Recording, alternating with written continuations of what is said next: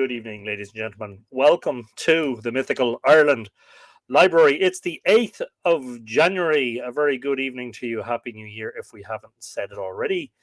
If you haven't been watching since the New Year, I'm very, very glad to welcome you all here. Pardon me for a moment while I put my watch, should I say? I was going to say my phone.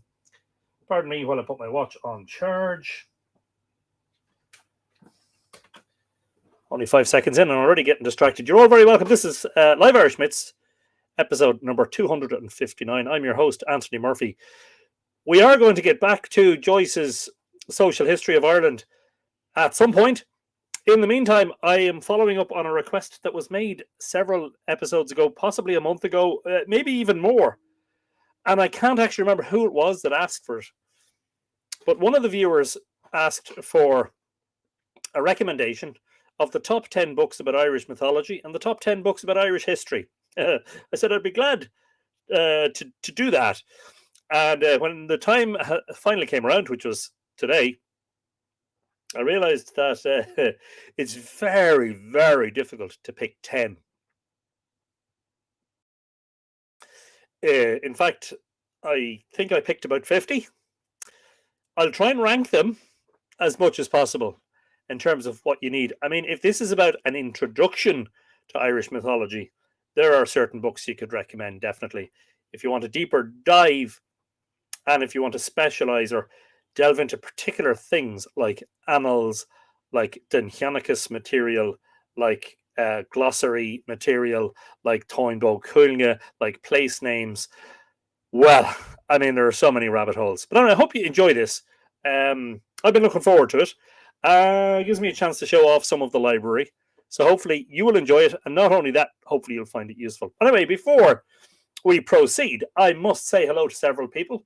Elaine Dent Lingenfelter is the first to say hello. Actually, just bear with me one moment. I just have to take a note.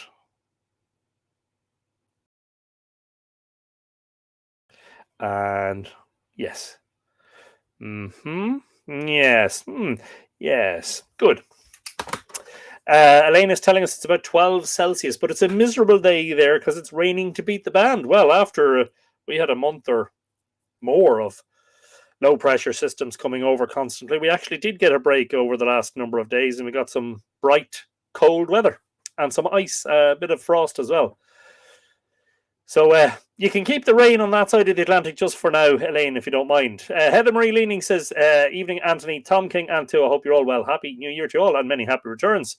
Heather Marie, good to see you this evening. Northman says, hello, good people of the She. Yes, indeed. Hello, good people of the She and mortals. Michael Pike says, yeah, here we go again. Yes, indeed. Michael, I hope you're in good form. Good afternoon to you. Elaine is calling me a braggart. Yes. Hello, all, says Bronwyn McCallum. Hello, Bronwyn. Good evening to you from the Boyne Valley, where it is a little bit on the nippy side, but because of cloud cover last night, we didn't get the hard frost that we got the previous night. Currently at Dublin Airport, temperature is 4 degrees Celsius. Pressure is 1,035 hectopascals. Wayne Bird is saying, hello, Anthony. Hello, everyone. Hope all's well. Nice videos and photos and lots of information on the richness of Ireland. Brilliant stuff. Wayne is talking, at least in part, about Patreon, where Mythical Ireland patrons lately have been treated to a veritable cornucopia of photographs and videos and posts. Pretty much posting every day over there at the moment. And, of course, they're getting to see stuff first. So if you want the juicy stuff, folks, follow the link that's scrolling across the bottom of the screen there right now. Patreon.com/Mythical Ireland. Highly recommend that you sign up at least at the Stone Age level, which will cost you the princely sum of $5 a month, which is the cost of kind of like an expensive cup of coffee, or even a not even that expensive cup of coffee, for which you get a lot more satisfaction than you get from one cup of coffee. Brax is saying, love that tune. Looking forward to adding these texts to my list. Brax, hello, by the way, and good evening, and watching on YouTube. I'm not sure if we've spoken before. Certainly, if you're watching for the first time, do please subscribe to the channel. These, I would imagine some of these should be on your list already, but maybe not. And hopefully, as I say, it will prove of some usefulness to you and others. Caroline Dash says, hello, good evening to you, Caroline. Thank you for joining us. Welcome to Live Irish Myths. Hope you're in good form. Happy New Year. Paul Goran is saying, good evening on Tua. Long time no talk, Paul. And good evening to you. Hope you're in good form. All the signs of a fine day, says Michael Pike. John Main is saying, greetings onto a happy new year to all. Many happy returns, John. John is 8 hours behind us on the west coast of the US of A, unless he's moved again, in California. Yay. Daniel O'Fuegon, great topic. Happy New Year to everyone. Many blessings from County Armagh. Daniel, many happy returns. Good to see you. And yes, we've had some interesting and fun meetings over the last while. I particularly remember a Brunabonia bus pulling up in a lane. Yes, indeed, a country lane, and certain people hopping off. Molly McNaughton says, greetings and salutations. Well, right back at you, Molly. Thank you for joining us. If you're watching as you are on YouTube, please do remember to subscribe to the channel to be notified of future live streams and video uploads. Adina Sparks saying hello from a very cold 31 Fahrenheit. Let me translate that for a moment, folks. With the old Google box, the Google machine. Oh, that's half a degree under. Minus 0.5 Celsius. Wow. Sorry, that comment has disappeared. Adina. 20-mile-an-hour winds and snow flurry day. Hope we're all well and staying warm. Books, my favourite topic. Yes, mine too.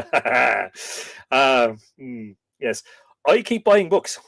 And sometimes I'm getting them as gifts, and there's no room for them anymore. There are stacks of books everywhere. Let's just say I'm not moving this camera. I'm not showing you the floor of this library and office. I'm really not going to do that. Yes. But we're dreaming of bigger things, you know, bigger libraries, bigger spaces. You know, Brax is laughing.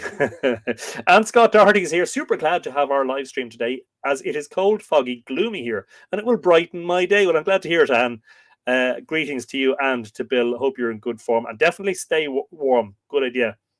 Cav K says, evening. Hello there, Cav K. Good evening to you. Fáilte Roat. Catherine Cleary says, happy to join you from sunny San Diego in California. Well, a very good afternoon to you, Catherine, where it is just several minutes past the middle of the day. It is 7 minutes past 8 p.m. here in Ireland. It is dark and cold, but it is bright and warm inside.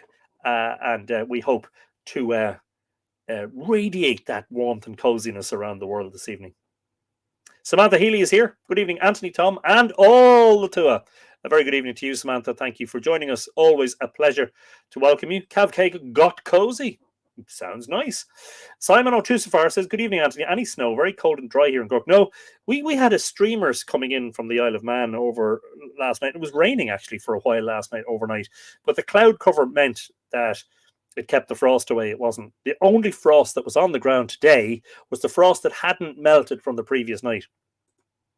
So, no snow. Not yet, anyway.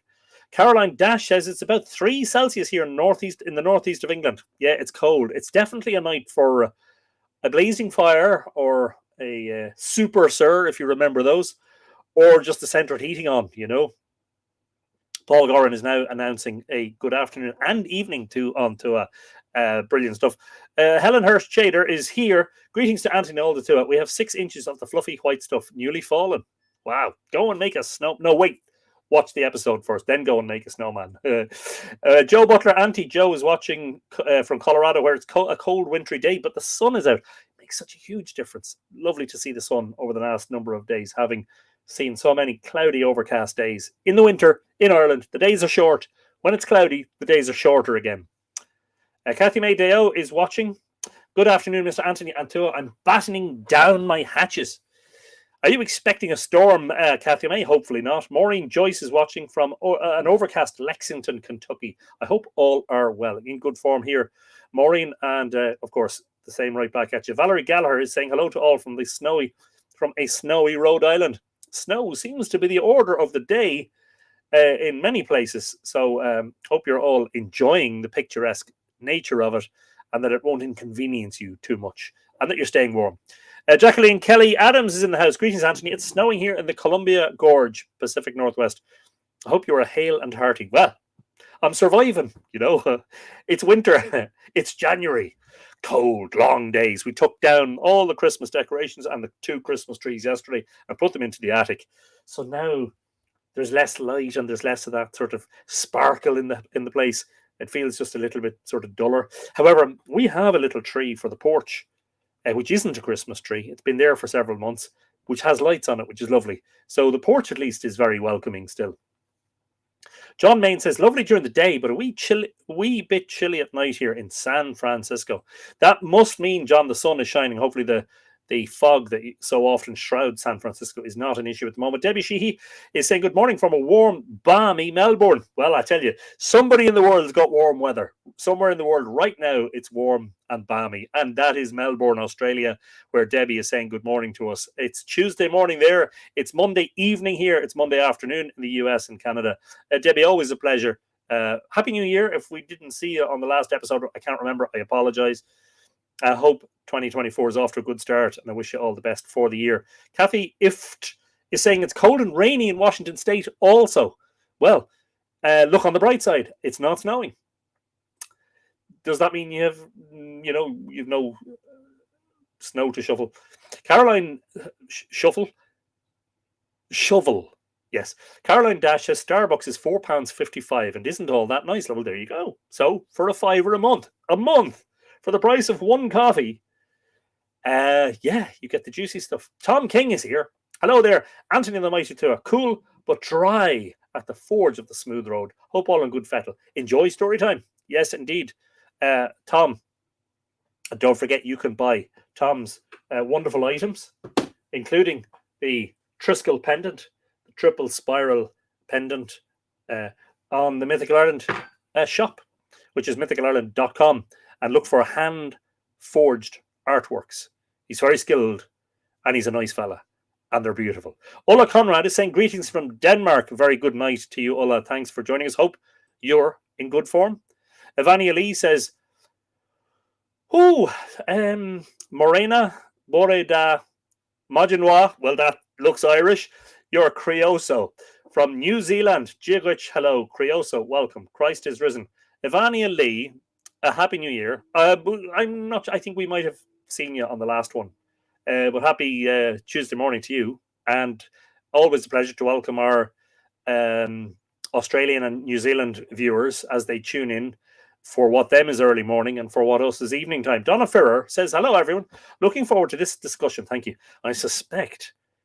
I really do suspect that I'll need at least 2 episodes to get through this list.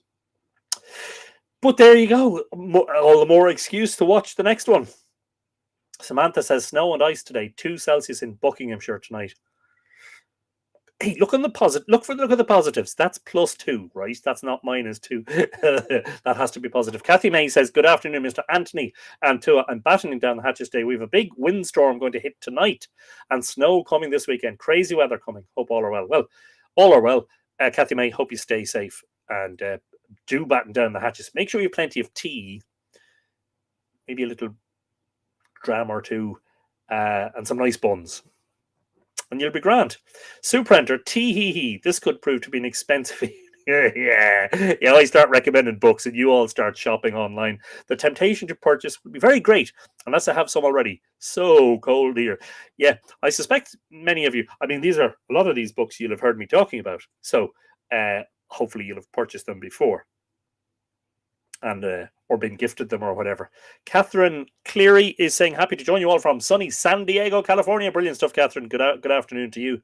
Send some sunshine all around the world there from sunny San Diego. Molly McNaughton is subscribed. Brilliant stuff, Molly. Glad to hear it. And welcome on board. Samantha makes a factual statement, which is, you can never have enough books. I was having coffee with a friend today, and he said, where do you get the time to read? Do you read all the books that you have? I said, no, I don't. And he said, well, what's the point? And I said, well, and I quoted Umberto Eco, who had a library containing 50,000 books. Did he read all his books? No, he didn't. But the potential was there. He was always looking at excitement about expanding his mind and his knowledge and his wisdom.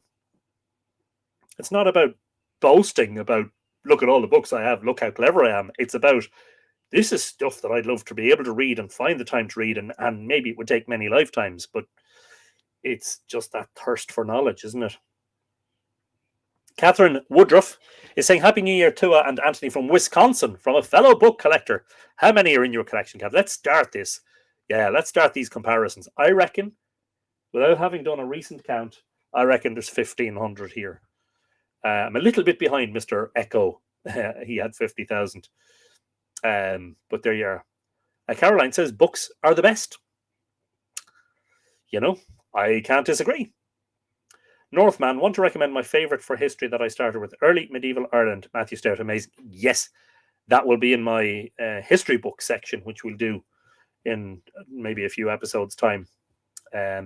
Origins of the Irish, yes, Mallory. We'll mention Mallory this evening as well. Brilliant stuff. Michael Pike was enjoying looking at Tom's fine wares on the web page earlier.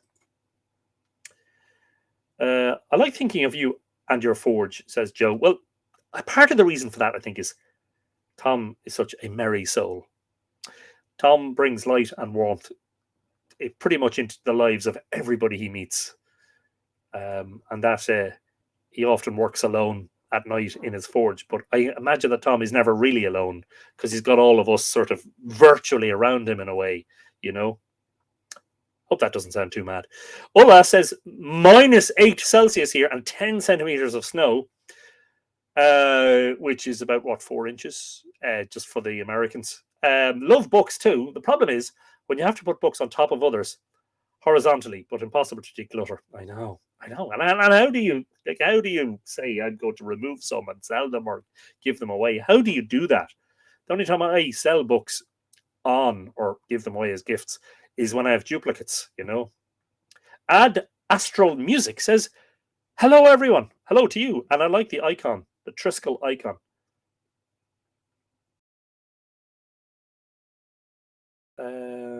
Valerie Gallagher saying, we got 11 inches here. Like, that's nearly a foot. That's a serious amount of snow. That's a serious amount of shoveling.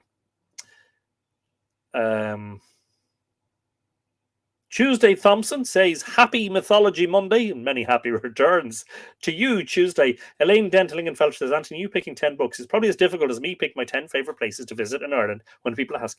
Right? Exactly. A brilliant comparison, Elaine. Absolutely. Recommend your top 10 books. Yes, let me make a list. And I made a list of 50. Indeed. Caroline says, very similar to the Scottish greeting. Missed that. Apologies. Brendan Byrne. Good night, Anthony. One and all, a night for the fireside. Can't disagree with that. But imagine in a few months' time, it'll still be bright at this time, and you'll all be out mowing lawns and playing golf and doing all those things. And I'll be sitting here going, oh, the numbers are down. There's not as many of you around. I wonder why. Yeah, maybe this will become a seasonal activity, winter only, you know. Mark Monaghan, up in the black north. Black because in the old days, we burnt each other's glens. There you go, Mark. A very good evening to you. Hope you're in good form. Ivania says, Morena from Land of the Rising Sun, Aotearoa, New Zealand. Brilliant stuff. Anne McCallum is in the house. Belated but sincere best wishes for an awesome Happy New Year to you, Anthony, and all the mighty Tua. On the mobile, because laptop has said a silent goodbye to 2023 and to me. So no notifications or any service of any kind. Looking forward to this. Is it kaput or can it be fixed, I wonder? And a pleasure. Happy New Year to you. Great to see you. And thanks, as always, for tuning in. Simon is saying, I really love that triple spiral pendant. Great piece of iron craftsmanship. It's the symbol that has so many meanings. Yes, indeed. The Celts were obsessed with the number 3. Aaron Solomon says, Banachty be no cars. Hello, Aaron. Welcome to Live Irish Myths. Great seal. Great name, by the way. Fantastic stuff. Always a pleasure to welcome anybody called Ireland into the live stream. Barbara Murphy, and speaking of always a pleasure to welcome another Murphy into the library. Happy New Year to looking forward to this. It actually snowed yesterday. It didn't stick, but see, we do get cold. It was actually below freezing last night and again tonight. Paper to write down titles right next to my tea.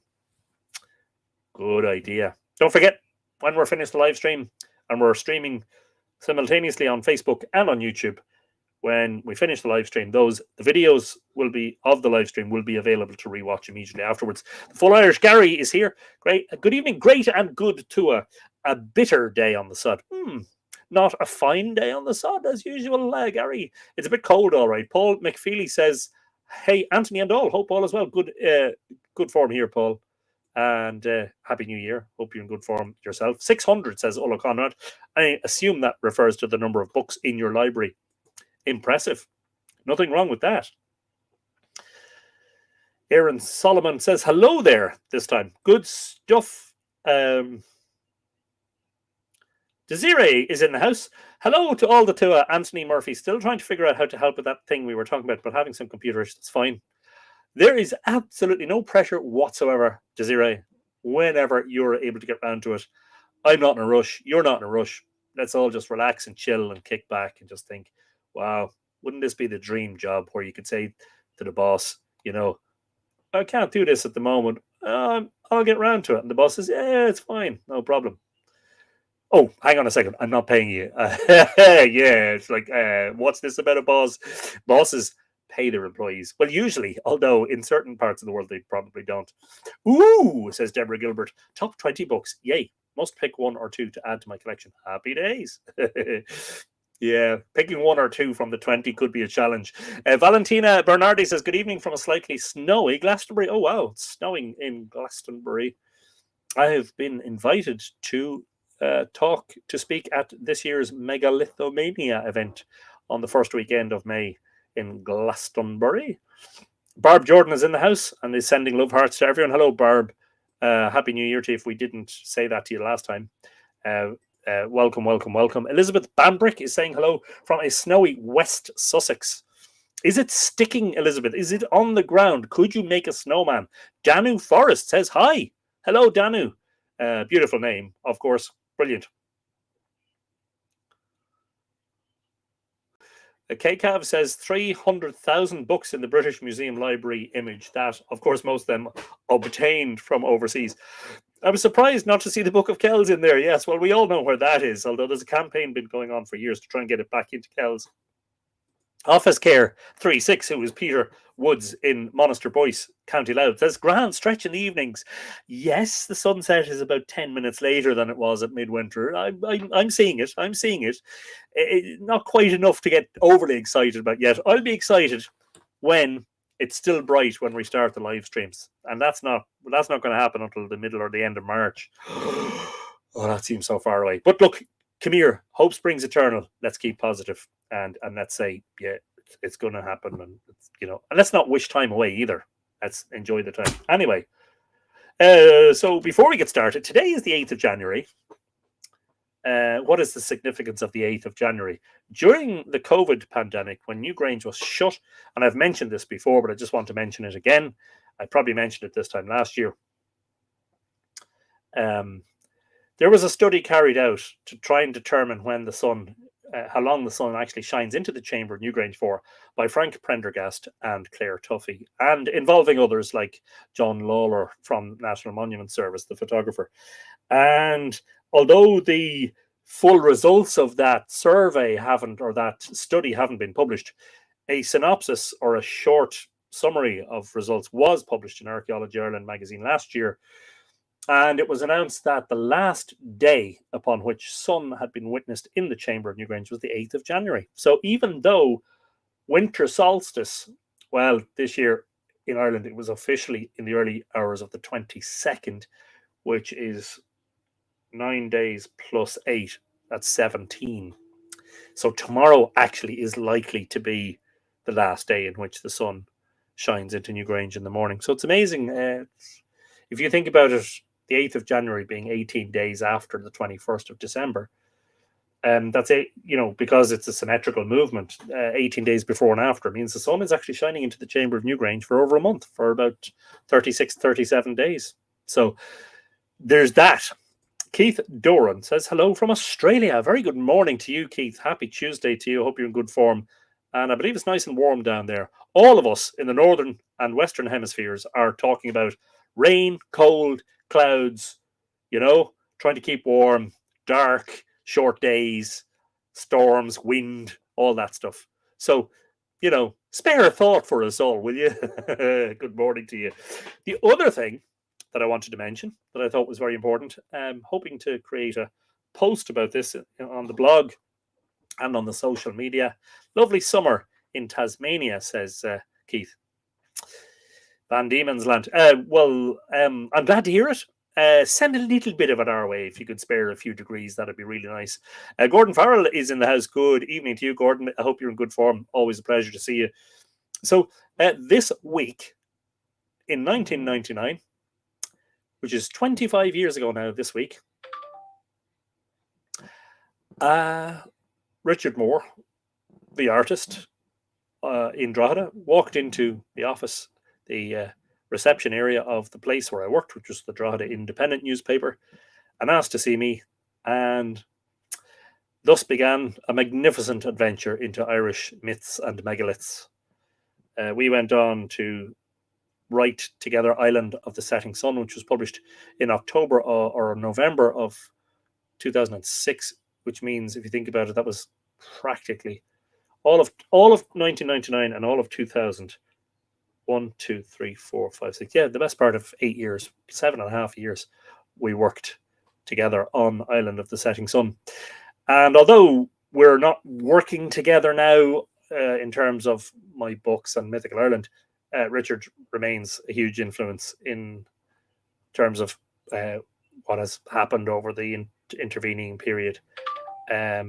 So I'm just saying thank you, Richard, for really sparking. I mean, I had an interest in astronomy, of course, since I was a child. I had an interest in the megalithic sites of the Boyne Valley because so much had been revealed when I was younger about them during the excavations. But I felt I couldn't let the opportunity pass without mentioning that it's 25 years since we became properly acquainted. We had met before that because Richard, being an artist, used to paint streetscapes in Drogheda. And I met him on 1 or 2 occasions. And so we had conversed, but this was a proper introduction where he started showing me megalithic art and saying, do you think they could be stars? And I was like, oh, the hairs were standing on the back of my neck. Like, wow, yeah, this is going to be mega. And it turned out to be mega. That week, we began our investigations. I have some notebooks. I have one here. Now, I can't find the very first one, but I have one here. And you can see written on the cover is Anthony Murphy, Drogheda Independent. And this notebook is notes from field visits that we made during the year 2000. But I have an identical notebook to this from 1999 when we started. On our first field trip, within days of him visiting me, like the following weekend, was to Douth. So, yeah, he takes a huge amount of credit for the existence of Mythical Ireland and everything that's happened and all the books and yeah, some of the wonderful discoveries like the Baltray Standing Stones winter solstice sunrise alignment and the summer solstice sunrise alignment of Site Q, the Douth Henge. And I would say that Richard plays a big part in such things as the Drone Henge discovery and all of that. But thank you, Richard, for sparking it all and for being a good friend. And Gordon says, lovely man, Richard. And of course, he's 100% right. A great friend. If you're interested, there are there's a 2-part podcast on the YouTube channel. I interviewed Richard a few years ago. Before, I think it was it before the pandemic or during the pandemic? I'll tell you now. And the first episode is all about him and his art. It was recorded 3 years ago, and I think it was during it was during some of those easing of the lockdowns. So the first part is about his art and how he became interested in art. And the second part is all about our friendship and the discoveries we made together and Island of the Setting Sun. So anyway, a big mention, a big shout out to Richard. He's probably not watching because he doesn't usually watch. But hopefully that will be relayed to him if I don't do it myself. Dronf is saying, hello, everyone. Good evening to you, Dronf. Thanks for joining us. Brian Morgan says, first time I caught you live. Been watching for quite a long time. Sláinte from Cincinnati, Ohio. Brilliant stuff, Brian. A good afternoon to you. Thanks for tuning in. Hope you enjoy the live stream. Great to say hello to you. And yeah, you're very, very welcome here. Karen Faye O'Loughlin says, greetings to a beautiful but chilly Colorado day. Well, I'm glad to hear. It sounds like the sun is shining. Good luck picking only one or two, unless you already have all the rest, says Barbara. Yeah, I know, right? Sheila Gunn is in saying hello to myself and the two of Sheila. A very good afternoon to you. What a pleasure. And not sure if we saw you last week, but Happy New Year to you, just in case we didn't. K-Cav says, Sirius, the Star of the Maltese Temples by Lenny Regic is a favourite of mine, after yours, of course. My only problem, people keep borrowing the books, such as Your Wonderful Island of the Setting Sun. I remember being at your talk in Townley Hall, 2006. Wow, yeah. That could have been... Oh, if that was 2006, that was during the summer, which means the book wasn't published yet. So that was either immediately before the book was published, or if it was the following year, it was shortly after. I remember that. Yeah, Townley Hall. Yeah, my God, how time flies. Betty Wood is saying, aloha from Honolulu. We've got them all. We've got the whole Pacific Ocean represented. Well, I'm exaggerating, but we've got Australia, Tasmania, New Zealand, and now we have Hawaii. Betty, a very good morning to you. It's evening time here in the Boyne Valley in Ireland. Saoirse Nichandel apparently is here. I didn't see her saying hello, but I see Barbara saying hello to her. Saoirse, Offline Fivasha, Glitch. Robin is saying, greetings, everyone. It would be lovely if you could post the list of 20 books somewhere so we could ask just a thought. Yes, I will do my very best to do that, of course. Sorry, that's the wrong... Yes, no, it's not the wrong. Yes, never mind. I'm thinking there's technical hitches when there aren't. Let's get going, shall we?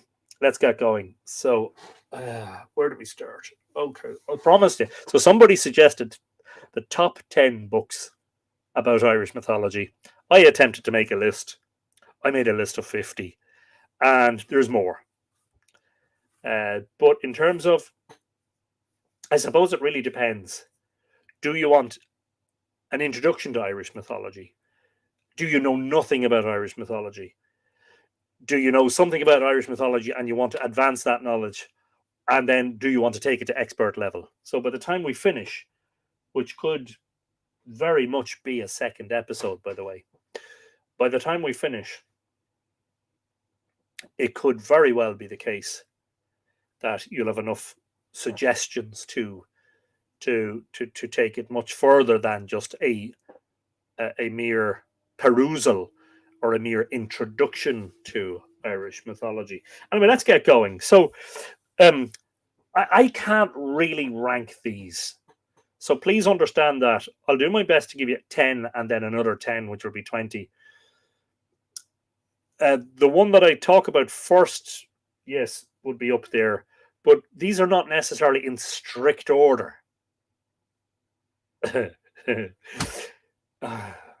Like, you know, it's like somebody saying, what's your favorite movie? And I always answer that with, well, I have a few, actually, probably 5 or 6 favorite movies. And I can't really pick out an absolute favorite, you know.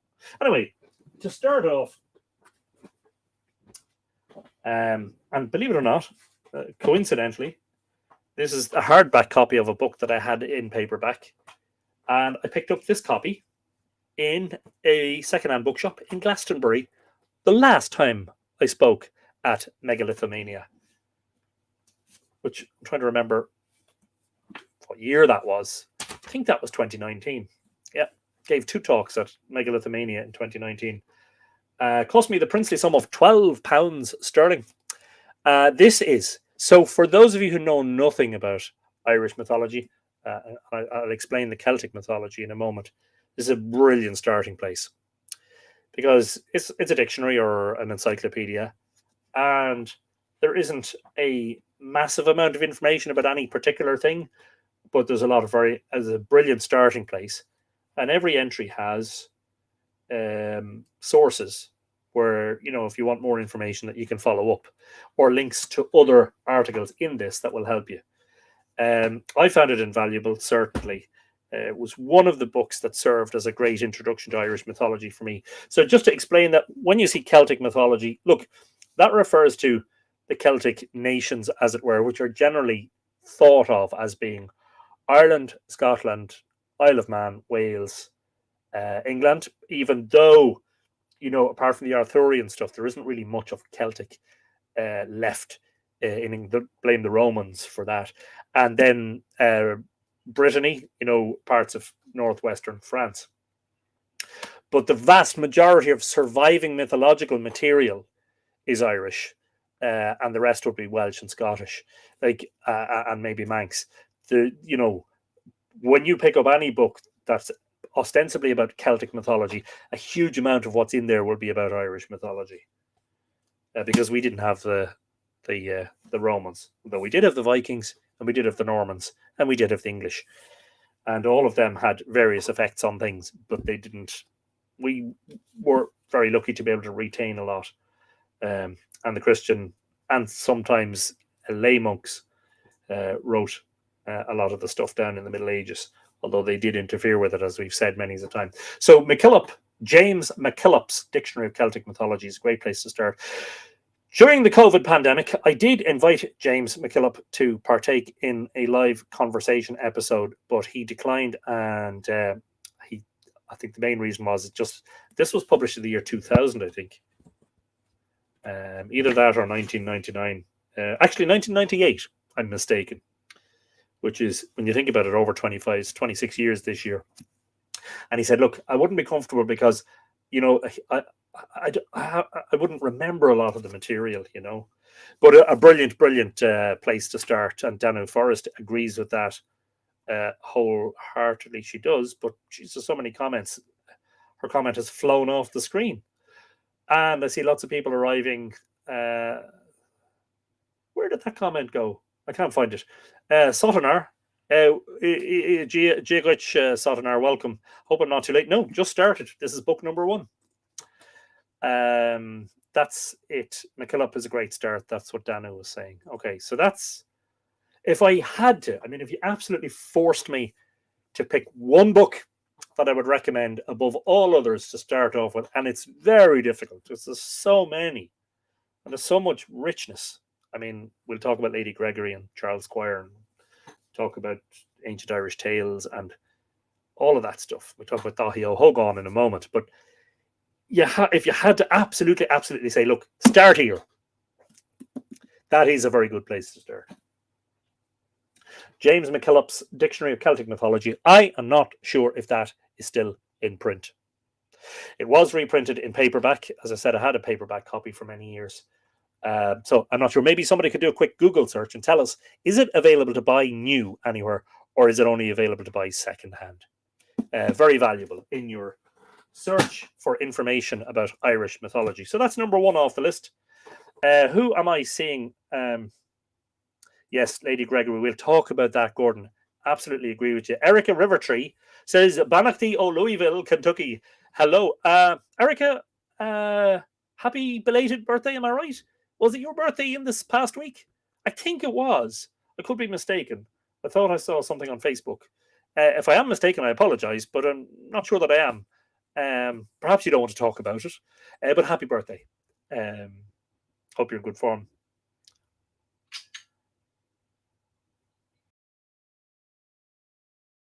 Yes, indeed, says Erica. Brilliant. Well, have one on me. Have a dram. Well, I wasn't going to ask, but, that's a very rude thing to ask any lady. But anyway, 52 trips around the sun. Book number 2, which comes really very, very close to McKillop. It just, and the only reason it's not in first place is because it's a tad more scholarly. The articles are longer and more detailed, and it covers less as a result, but it is no less brilliant. This is by the late, great Dahi O'Hogan, and it is the one that is called The Lore of Ireland, an encyclopedia of myth, legend, and romance. Now, this is a reprint from around 2006, I think. Yeah, but it was originally published earlier in a different form, and I want to show you that. It's going to require me to move some books here in a moment. But I want to show you what it looked like originally. O'Hogan was a wonderful scholar, and this is a wonderful piece of work. They really go together. I wouldn't dream of, like if I had to downsize my library, I would never get rid of either MacKillop or O'Hogan dictionary / encyclopedia. Tuesday says it's still in print. It's still available in print on demand. That's the Oxford one, the MacKillop one, is it? Interesting. Okay, thanks for that, Connie. Or is that Connie Reader? Is it? Happy to catch you live, Anthony. Brilliant stuff, Connie. A very good evening to you from the Boyne Valley. There was an Oxford reference series reprint of the James MacKillop Dictionary in 2016. Seems to be still available new. Brilliant stuff. However, don't forget that if you can find it secondhand, you might pick it up for £2 or £3, or €3 or €4, or $3 or $4 or $5. And that to me is an absolute bargain if it's in good condition. Let me just bear with me a moment while I just rummage and find the other version of O'Hogan's encyclopedia.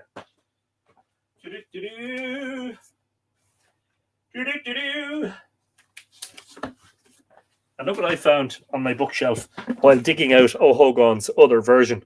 I found some Kno, some stray hazelnuts. Yep, I keep some hazelnuts in a bowl here. They represent wisdom in Irish mythological tradition. So I keep them as a sort of a, I don't know what you'd even call it. Like, I'm not like one of those people who has an altar or such thing, but I just think it's good, So this is the other form, the earlier form of that same book. Myth, Legend and Romance, an encyclopedia of the Irish folk tradition. And this was, so the later one was 2006. This was originally published by Prentice Hall Press in 1991. Look at that. So it's a different format. It's bigger in terms of the size of the pages and, all the rest. But they're essentially the same thing. Now, maybe somebody who's more of a scholar, I've never actually gone through them page by page and confirmed that they're identical copies in terms of what's in them. I wondered at one point if there was a tiny bit less in the reprint than there was in the original, but I'm not sure. So maybe somebody else can answer that. So whichever of these you can get your hands on, they're essentially the same thing. Dahi O'Hogan. Just in case you're not familiar with Irish spelling, I will leave his name on the screen there for a moment. It's a difficult one to spell if you're not familiar with the language. Dahi, by the way, is Irish for David, and O'Hogan would be Ogan or Hogan. Owen. O'Hogan. Would that be Hogan, wouldn't it? Hogan, I think. Yeah. So that's you can't be without MacKillop and O'Hogan. You just, if you want to know about Irish mythology and you want the best sort of broadest introduction, you can't be without those. Okay, so I'm going to pick out another. Now, this isn't necessarily in third place, right? But this is definitely in the top 10, and it is one of the most scholarly and brilliant and comprehensive works, and has stood the test of time. It was published, I think, originally 50 or 60 years ago, and has absolutely stood the test of time. And you'll see it referenced over and over and over again in academic papers and books about Irish tradition, and not just about mythological tradition, but about Irish landscape and places. And that is the wonderful The Festival of Lunasa by Moira MacNeil. It is a fabulous piece of work, an amazing piece of scholarship. Draws a lot on the Folklore Commission archives, and then local interviews and stuff. But it is 700 pages thick. So this is comprehensive. This isn't the sort of thing that you just pick up as your first introduction to Irish mythology. And although ostensibly it deals, you'd imagine looking at the title, The Festival of Lunasa, which is this harvest festival, which goes right back into antiquity, into prehistory, probably back to the Neolithic. you'd imagine it's a bit specialized, but there's just so much in it, and there's so much about so many places. Like for instance, I there's a chapter about the ancient assemblies, which I found very valuable because I became very interested in the Enoch sites, in particular in relation to Enoch and Broga, the Enoch site associated with Brunabonia, which gets very little mention anywhere. But for instance, when I was over in Arda, was that 2 summers ago? And Anne Geraghty Smith is not watching, but if she was here, she would tell me it wasn't last summer; it was the previous summer, wasn't it? Yeah, we were over there for Bilberry Sunday, which is a survival of this Lunasa festival, and I found reference to Arda Hill and some of its traditions in Maura McNeil's Festival of Lunasa. Now, this book, when I bought it, cost me €50.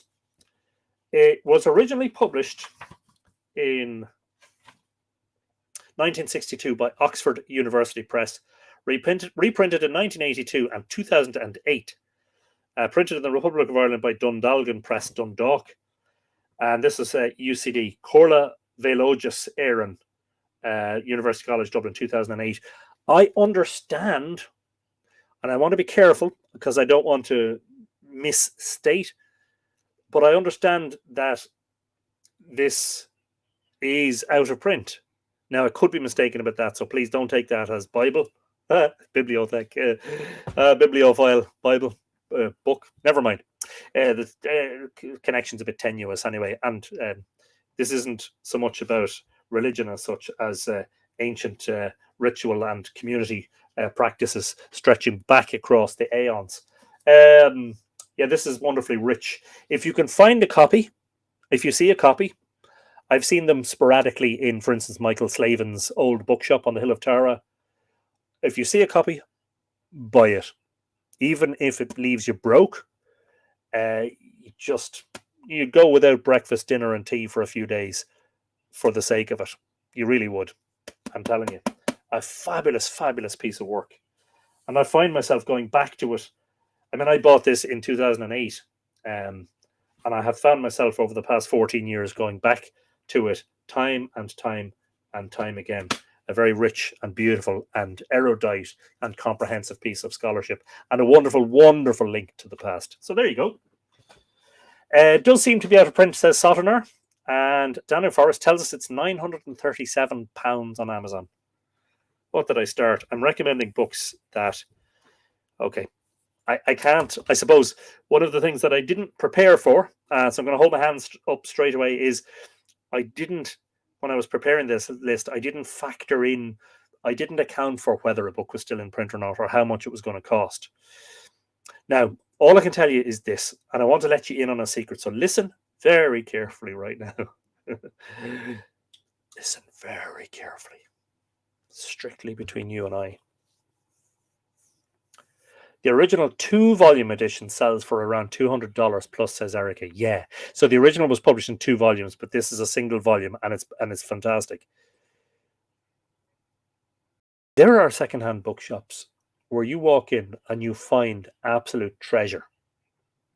And it's got €2, €3, €4, €5. I remember when Island of the Setting Sun was out of print for a long time.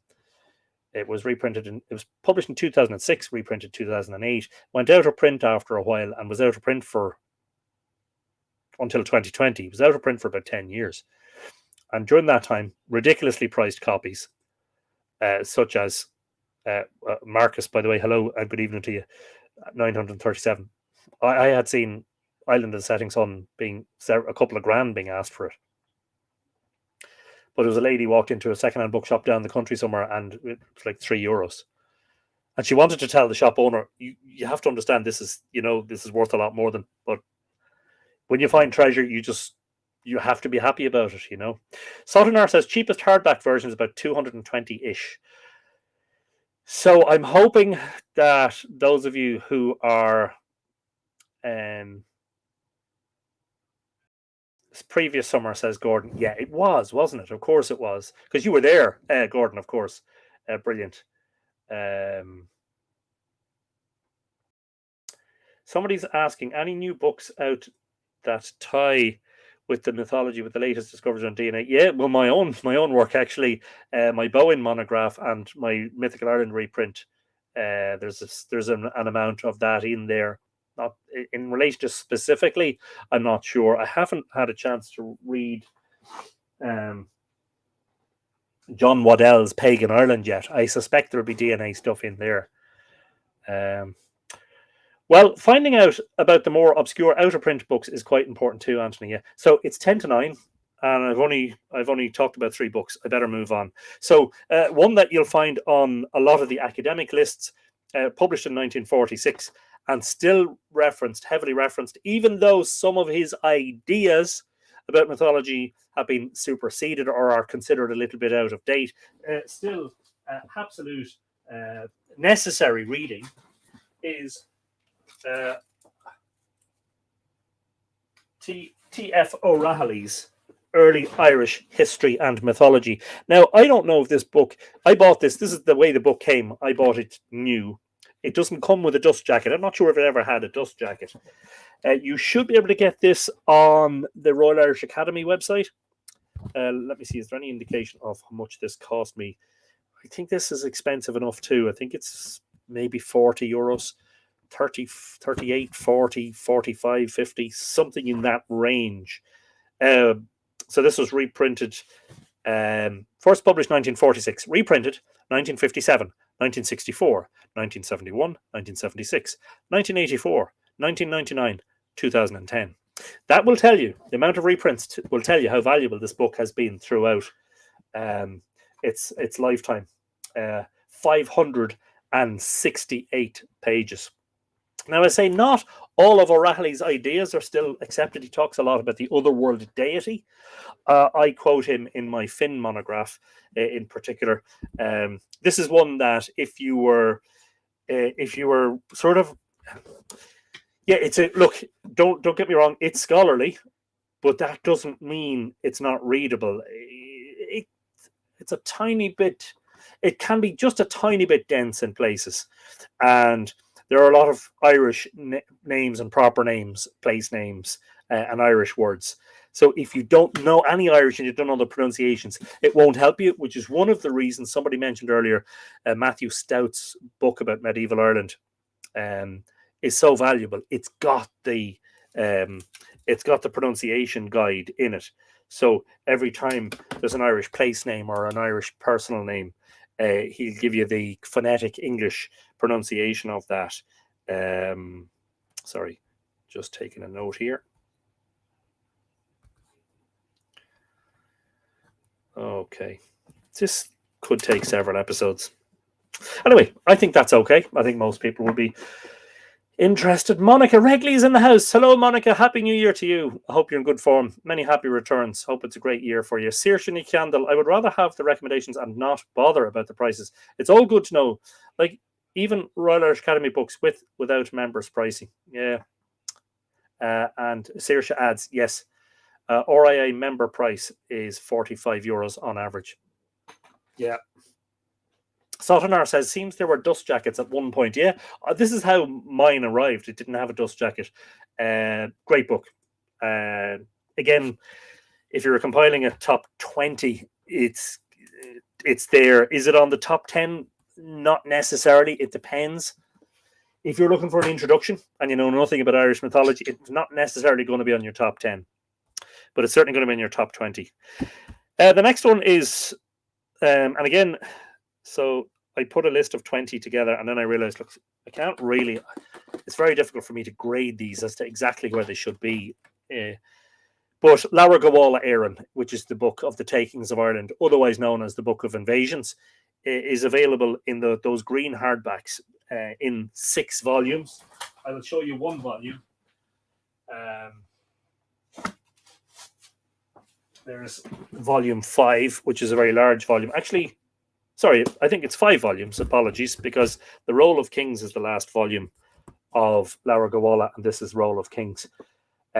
So in all of these books, which were originally published by the Irish Texts Society, 1956 originally, but I presume this is reprinted, yes, 2008. In all of these, The Irish is on the left page, and the translation, the English, is on the right. So you've got constant reference to the original language, the Middle Irish, which is fantastic. Um, this would be, I would say that, you know, if you want to study the various mythological periods, as it were, they don't, there's no strict chronology, mythological. There's I think wasn't it O'Reilly who came up with this convention originally, that there was four sort of great mythological ages that could be discerned, but they overlap, and some of the later ones appear in earlier ones, and some of the earlier ones appear in later ones. So it's not a strict chronology, but there's the mythological era, which is the Tuatha De Danann, the Firvolg, the Book of Invasions, all that. There's the Ulster cycle, which is Toynbee Cuillinge mainly, and the Remscale and the other stories around that. There's the Finn cycle. Have I got that in the wrong way around? Mythological cycle, the Ulster cycle, the Finn cycle, or is it the Finn cycle first and then the Ulster cycle, and then finally the Kings, which is mostly to do with the mythology of the High Kings and Tara and all of that. Yeah, this is a bit more scholarly. So perhaps if you were looking for an introduction, again, you'd be looking back at works that I'm probably going to mention further down the list, sort of more general introductions, like the likes of, for instance, Charles Squire, like Ancient Irish Tales, like Rolleston, I think, like Lady Gregory, not so much Lady Gregory because she doesn't really do the chronology of the arrivals, like MacKillop, O'Hogan, etc. So this is kind of, if you want to dig deeper, this is Laura Gowalla, Book of Invasions would be the one that's sort of described as the Irish origin story. It is the origin story as it was given to us by the monks. I don't think it constitutes a genuine Irish origin myth or creation myth. That's something I've written about in several of my books. I think there are hints of origin myths in the story of the Mata being killed and dismembered at Brunabonia, the story of the creation of the Bowen, stuff like that, Dagda, and that whole mating with Newgrange, creating the miracle child Angus. I think that's more like stuff that sounds like it might be origin myth material. So Laura Gowalla, the only thing is this is going to cost you. The only other thing is that some of those are available on the internet to download as PDFs. Now, there's an area there in relation to copyright. An awful lot of the stuff that's available on archive.org and Gutenberg and those downloadable books websites is genuinely out of print and probably out of copyright material, but some of it I reckon isn't actually out of copyright, because if somebody's still reprinting it, that means I imagine somebody has to own the copyright. Maybe I'm wrong about that. So don't forget that there's also that source, and I want to just, for the, probably if you want a more scholarly approach, or if you're looking for sources, just trying to find it now. Just give me 1 second.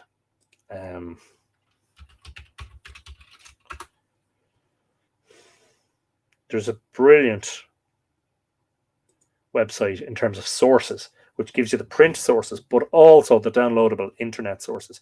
And that is vanhamel.nl. So I'll give you an example, Tuchmark Ethane. I'm just sharing a link there. Oh, somebody has posted an extremely long Steve Martinson pronunciation guide. Not going to read that out, Steve. I reckon that'll fill the whole screen. Yep, there you go. So maybe if people are interested, copy and paste that, and maybe you'd give us the source of that, Steve. Always like the sources, that we're not just copy and pasting stuff that might be from not necessarily recommended sources. But anyway, who else is here? Vicky Wallace Southall has joined us. Very good afternoon to you, Vicky. And if Evan and Chili are watching, 10 days of antibiotics, struggling, but still my sweetheart.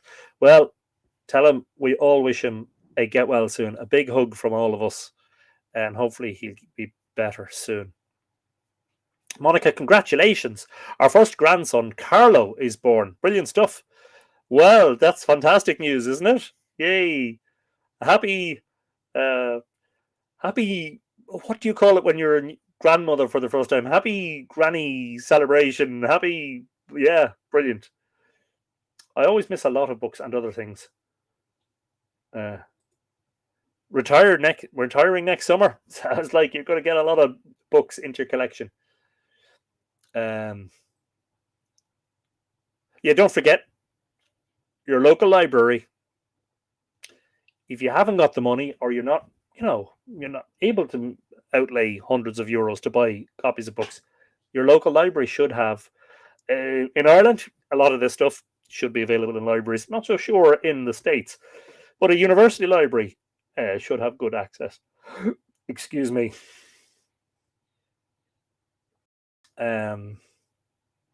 Okay.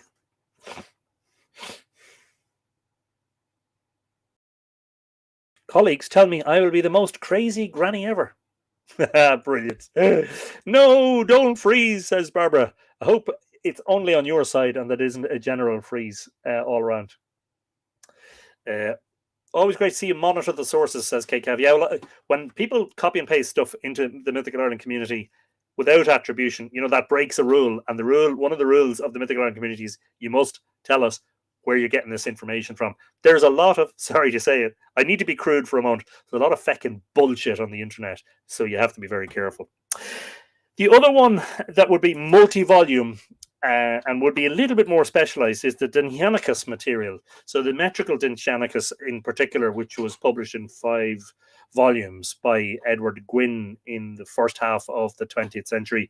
And then there's the prose Dintianicus stuff, mainly Stokes's Rhine Dintianicus material. Again, you can get PDFs of some of that. Your university library should have it. Your local or county library should have access to it. To buy the complete set, as I did, I have some new. Again, our Royal Irish Academy website, I think, has them all. The newer ones are maybe between 40 and 50 euros. I do have a couple of.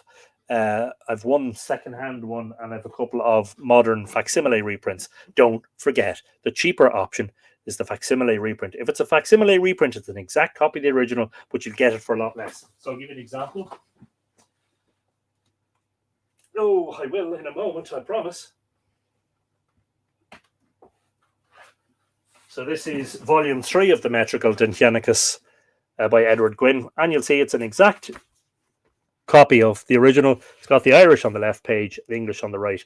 It's not an OC or optical character recognition scan. It's not AI created. It's just an exact copy of the original. And the original is 1913. To buy a good, pristine or good condition copy of the original from 1913 will probably cost you a couple of hundred euros. This is from the classic reprint series Forgotten Books, and they have a website, and you can search for the various books that you're looking for. And look, I can't remember exactly, but I don't think I paid any more than 15 euros for that. I reckon I paid 10, 12 euros for that when I bought it. Absolute treasure, because it's, as I say, a facsimile copy of the original. If you have plenty of money and you want to go, if you want to, if you've loads of money, money isn't any object to you, and you just want the best of the best, then the modern reprints from, I think it's the Dublin Institute of Advanced Studies. Yes, School of Celtic Studies, Dublin Institute for Advanced Studies, first reprint 1991 and the original 1924. This is volume 4 or part 4 of the Metrical Dintianicus. Again, it's a facsimile reprint of the original, and the quality is fantastic.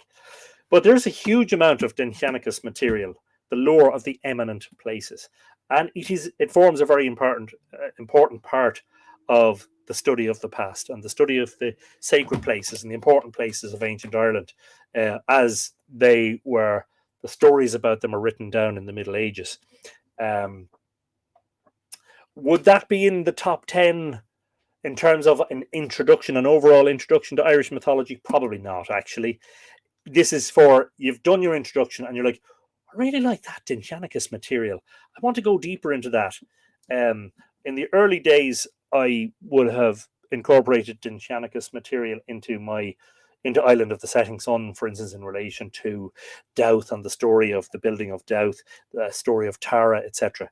But I got deeper and deeper into it over the years, and I really felt that there was no option but to have a proper, a proper collection of the 5 volumes. I'm going to briefly show you. Oh, it says there's nothing brief about anything you're doing, Anthony. But anyway.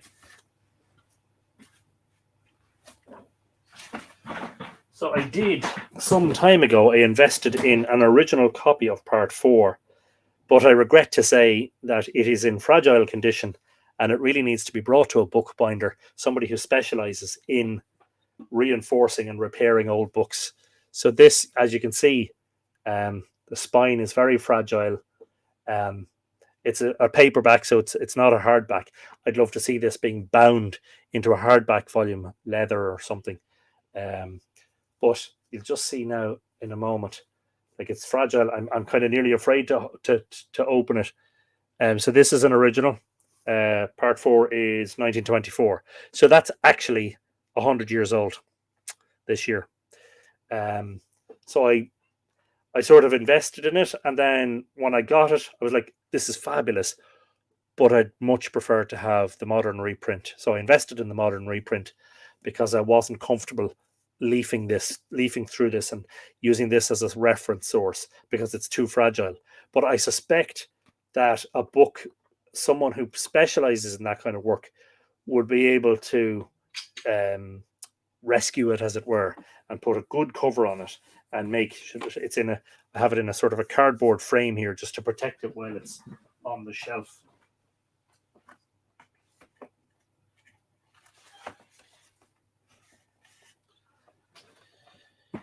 So, Dinshanicus material, yeah. And again, don't forget that there's plenty of that online.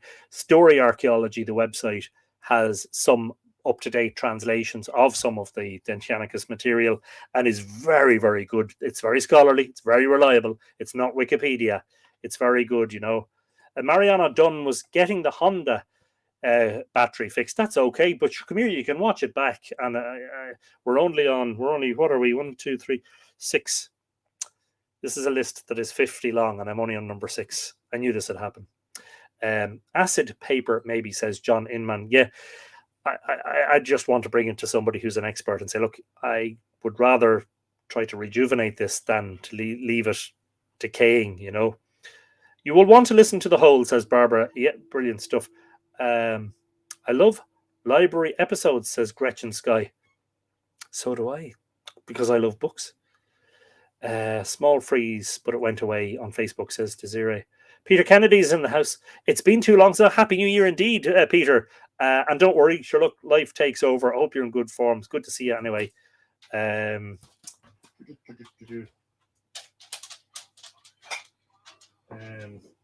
Desiree is listening for the pitter-patter of doggy feet right now. What was I going to just briefly show you? I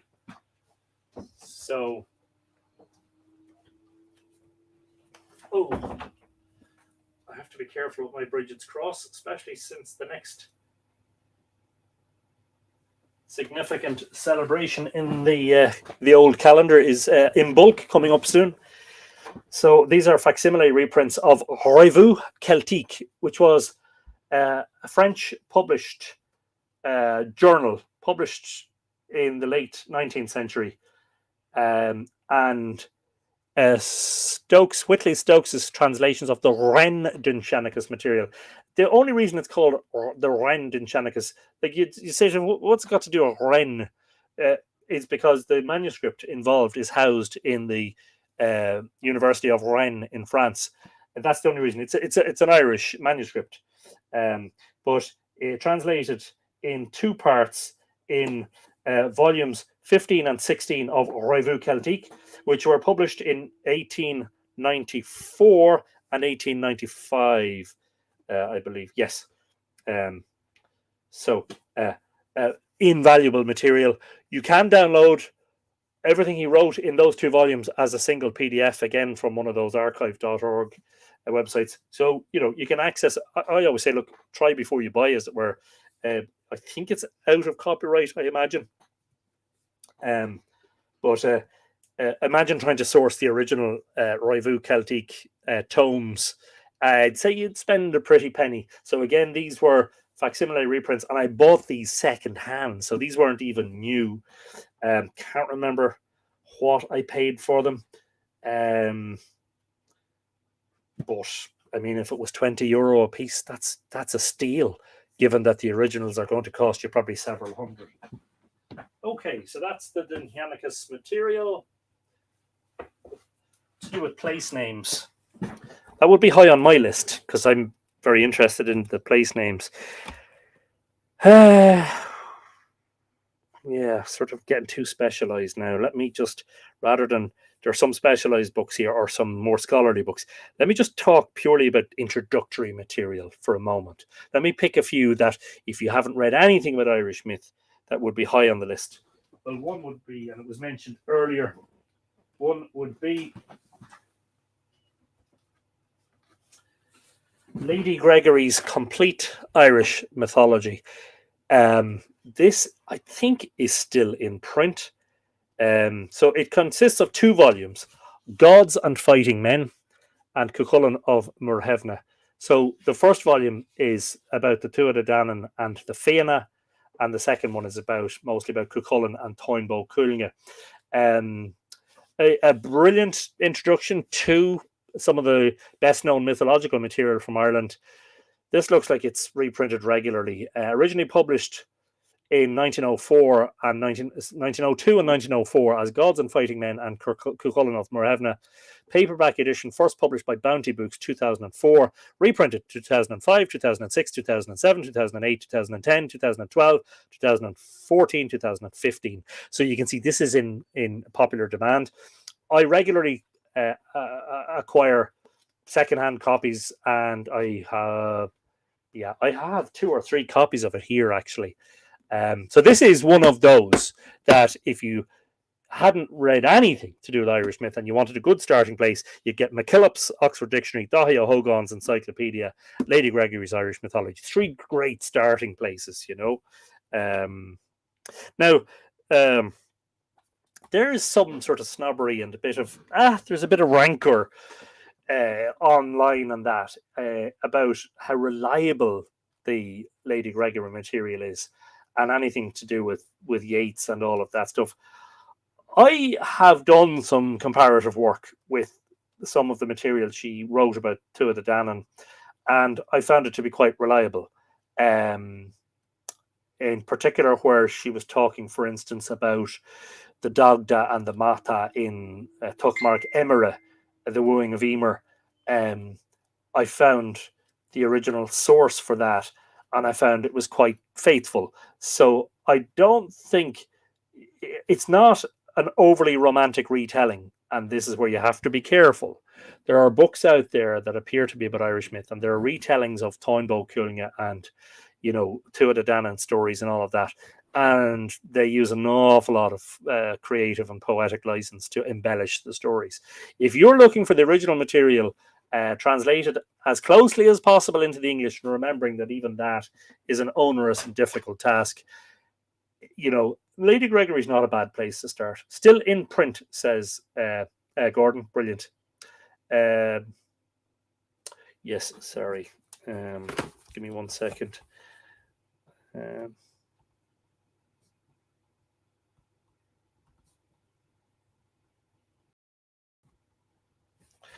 I'm just aware that if people are watching this episode back after many months and even years, they might say, well, he talked about a top 10 and a top 20, but he didn't really give us a top 10. So yeah, I'm just trying my best to give you a top 10 introduction to Irish mythology now. So you could nearly leave off Laura Goala Éireann and the Metrical Dinhianicus.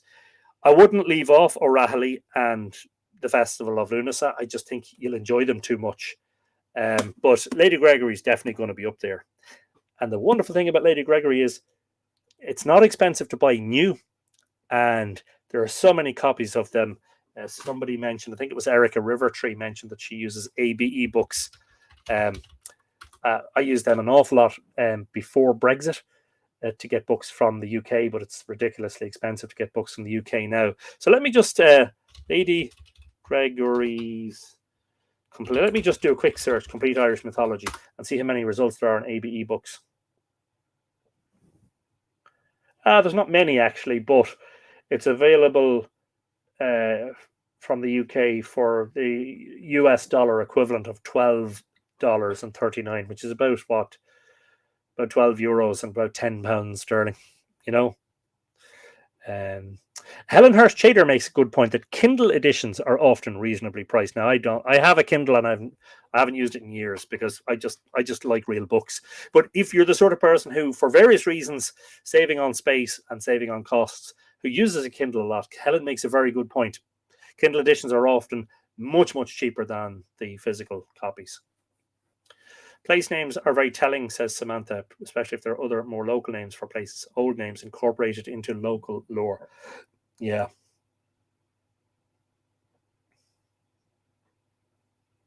Please do publish this list, says Catherine. I'm finding it extremely challenging getting correct spelling for some titles and many authors. Yeah, I should do a comprehensive blog post about this, really. Did you mention McManus? No, he's on the list. I haven't mentioned him yet, Barb. Pat says no need to translate Dahi Ogan's name. Yeah, fair enough.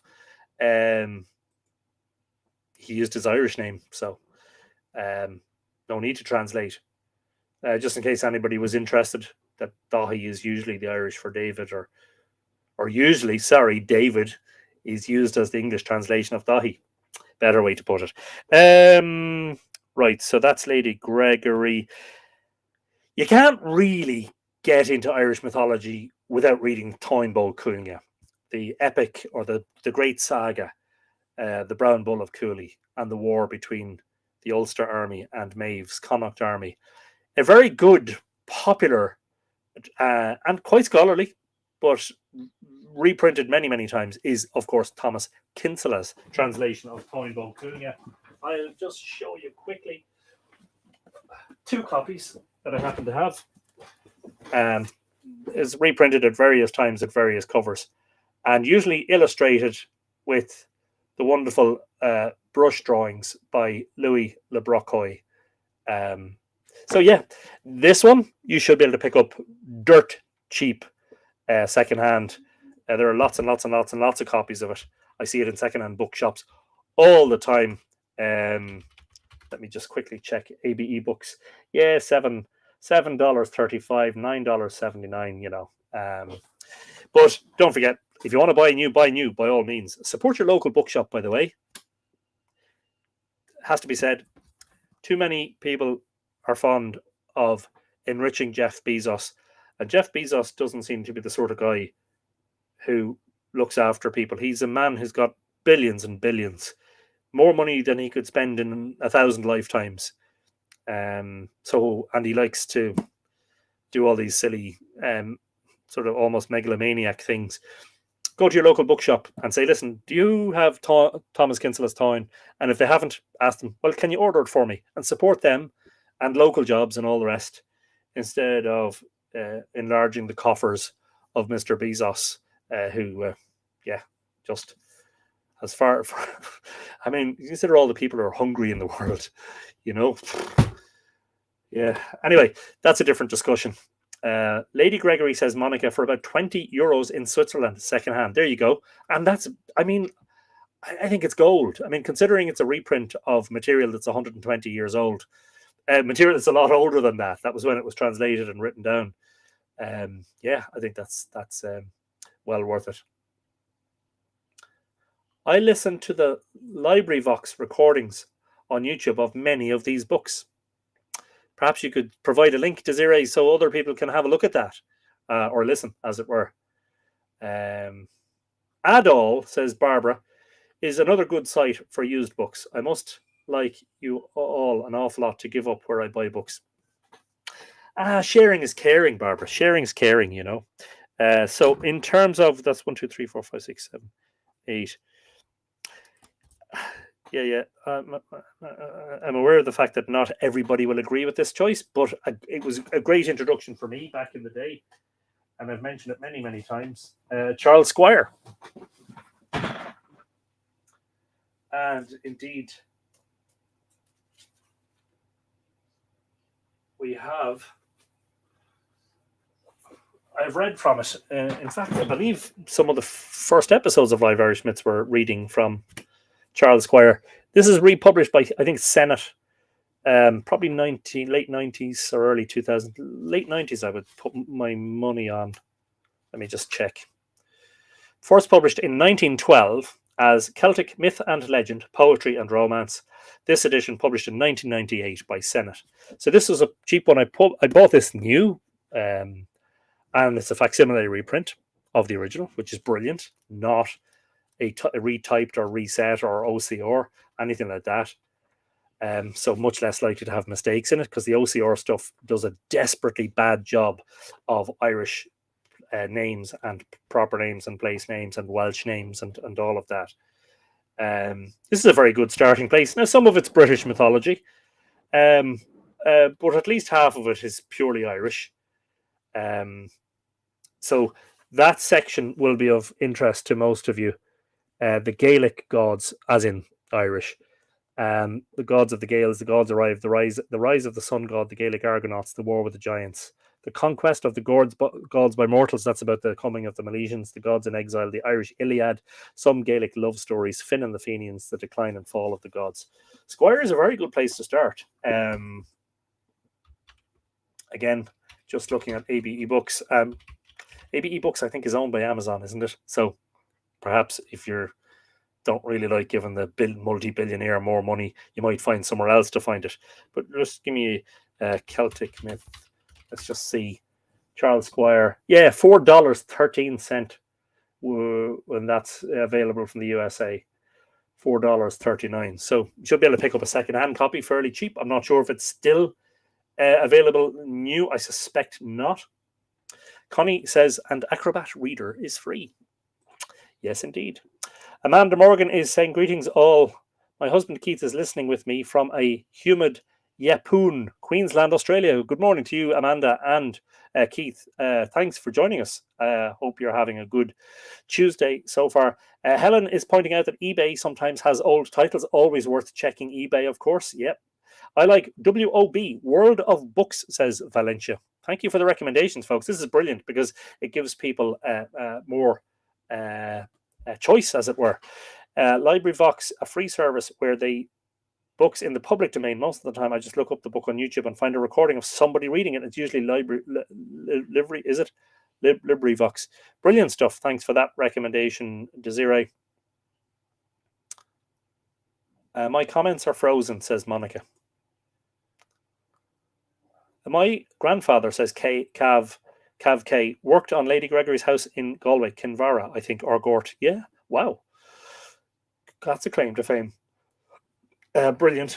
I'm going to have to put all these back. But anyway, at least I know where they go. That's Squire. If, again, you were only beginning and you wanted recommendations, yes. Cross and Slover's Ancient Irish Tales is another, similar to Squire, a very good starting place. This is obviously a hardback. Now, let me just find out some information for you about this. Again, this is a facsimile reprint of the original. Wonderful. The facsimile reprints, totally invaluable. And you get basically a facsimile copy of the original. The original would cost you maybe a few €100, and you get a facsimile reprint for 15 or 20, you know, or maybe a little bit more. 1936 originally, reprinted 1996 by Barnes and Noble. Now, somebody might do a quick search on that and tell us, is that still available or is that a rare one? I picked this up in, I usually date, yes, September 1999. And that was the year, as I say, that myself and Richard really started in earnest. What began, the whole Mythical Ireland journey began in that year. And I found it very interesting. Now, it's selective. It's not a comprehensive overview of everything that happens in mythology, but we have, among other things, the Book of Invasions is the first chapter. We have the destruction of Dodderga's hostel. We have the boyhood deeds of Cuchulainn, and we have a lot of the Ulster cycle. We have the cattle raid of Cooley, Poinbow Cooley, Brickrew's feast, the intoxication of the Ulstermen, etc. We have the pursuit of Diarmid and Grania, and other tales. Oisin in the Land of Youth. So again, another, I would say, if you're talking about in terms of introductory material, yeah, that's going to be there. It just depends on the availability of it. Now, I could be eating my words moment. Pardon the book pun. Ancient Irish Tales, Cross and Slover. Tom P. Cross and Clark Harris Slover. Yeah, it's available in the USA on ABE Books for $4.60. That's a steal, folks. If you wanted to get an original, you'd probably pay several €100, and there's tons of copies available on ABE Books, which tells me it's widely available on Amazon, on eBay, and on the other secondhand bookshops maybe that have been recommended. Johnny Wilson has joined us from Dallas, Texas. Good afternoon, Johnny. Hope it's not too warm or cold in Texas. I think it's colder there now, isn't it? Sheila Gunn makes a good point. Thrift shops, small local auctions, and estate sales, as well as secondhand bookstores. Yes, indeed. If you're willing to make the effort to go and look, you'll find it, so that's Cross and Slover. I'm just trying to factor in here. So we have McKillop. If you wanted to be your starting top 10, you don't know hardly anything about Irish mythology. You've watched a few episodes of Live Irish Myths. You've browsed the Mythical Ireland website, and you're like, "Oh, I'd like to know more," but you haven't read anything. So McKillop's Oxford Dictionary, Dáithí O'Hogan's Encyclopedia, T.F. O'Rahilly, Early Irish History Mythology, Lady Gregory's Complete Irish Mythology, Thomas Kinsella's Táin, Squire, Cross and Slover. So we need a few more to fill out a proper top 10. I'm just looking at the list here.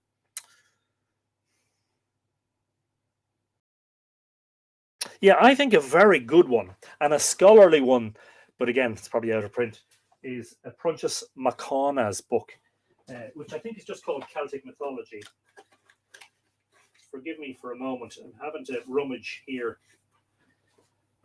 Yeah, so this was originally published in hardback with photographs. This one you'll find still referenced to this day, even though it was published, I believe, in the 1970s. Yeah, 1970. And this is the second impression. So this is the first reprint, as it were, from 1973. Prunchas MacConaughey's. And it's not, he's scholarly because MacConaughey was a scholar. So not writing necessarily not writing a journalistic work, as it were. But this was the sort of work that was, I like this because, first of all, he's a scholar. So the information's good. He's not making it up. And where he is theorizing, he lets you know he's theorizing.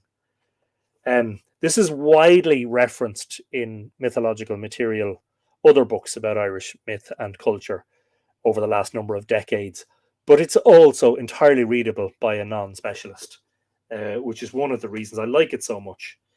And yeah, he does theorize and hypothesize in places, and that's good, I think, rather than just literally rehashing everything and just saying this is what we know about Irish mythology. So now, is it out of print? It probably is. I don't know. I'm not aware of a modern reprint of it. Oh, published by Peter Bedrick Books, 1985. There's one available in the USA for less than $6. So that's a steal. There's one available for $1 from the United Kingdom. $1 and $6.10 for shipping. So you pay $7.10. I mean, that's a steal. Now there's a few copies. There's a few copies. Okay, so that is definitely available secondhand, and very cheaply, it seems. So there's one you could snap up. Sheila Gunn agrees. Still a great read and reference. Good stuff. Kathleen Kane says, "Love MacConaughey." Now let me just rehash here. I just want to make sure I'm happy. I think we'll finish this episode at 10. We'll do another 10 next week. So let me just put numbers beside these. McKillop is 1. O'Hogan is 2. T.F. O'Rahilly would be 3. I'm leaving out the Festival of Lunasa just out of the top 10 because I understand it deals. I'm not sure. It's probably a bit scholarly. If you're just looking for an introduction, it's heavy. There's a lot of material in it. I'll leave out Laura Gowalla and Metrical Tinchanicus for the moment. And Prose Tinchanicus. Lady Gregory's Complete Mythology would be, say, number 4. Thomas Kinsella's Tone would be 5. Squire would be 6. Cross and Slover would be 7. McConnell would be 8. So we need 2 more to make a top 10. And I have to pick 2 more from this list. So this is in terms of an introduction. You don't want to go deep. You want an introduction. Oh, how could I? Oh, this is so tough. Somebody mentioned Seamus McManus's Story of the Irish Race. Yeah, it's very good. Somebody else mentioned Michael Slavin's Ancient Books of Ireland, but it's more about the books than the mythological material within.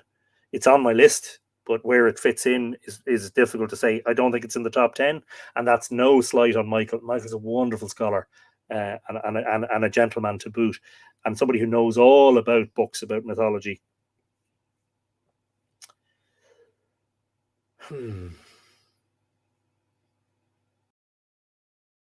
This is tough. I need to pick 2 out of this list.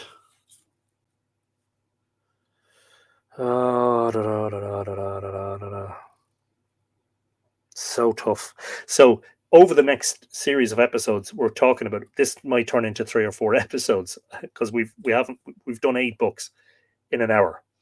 I started at 8:30, started talking about the books an hour ago, and we've only done 8 books. So this could be a multi-part series.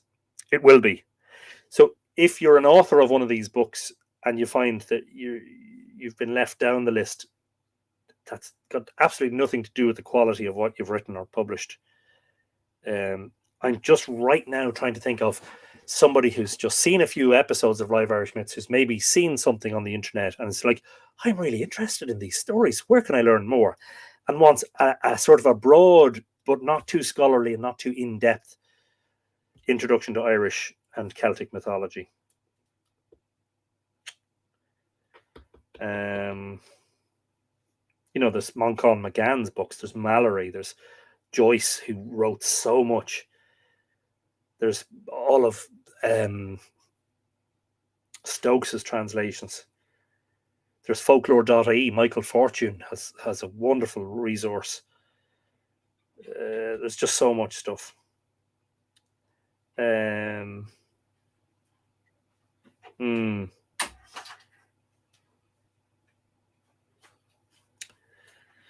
Yeah.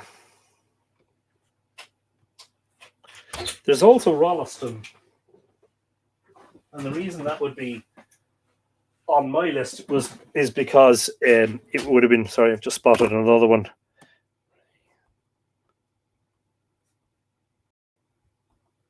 Sorry, I'm just adding to the list. The reason Rolleston would be on the list for me is because it was one of those books that I had a copy of very early on in 1999. Yochi and Etain, The Celtic Cauldron of Abundance. There's some Welsh stuff in it as well, of course. A little bit of Brittany. The Battle of Gowra, so that's Finn and Oisin stuff. Grania and Diarmid, St. Patrick and Oisin.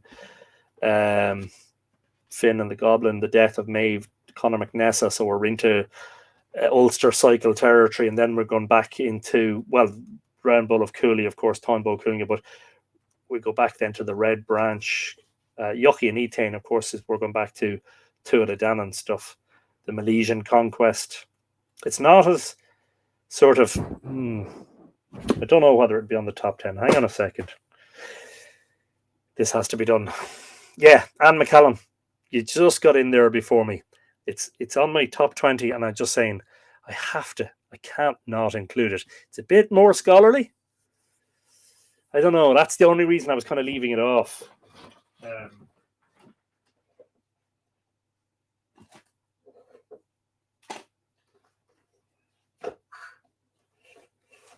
So a very good recent book about the Tuatha Dé Danann is Mark Williams' Ireland's Immortals, A History of the Gods of Irish Myth.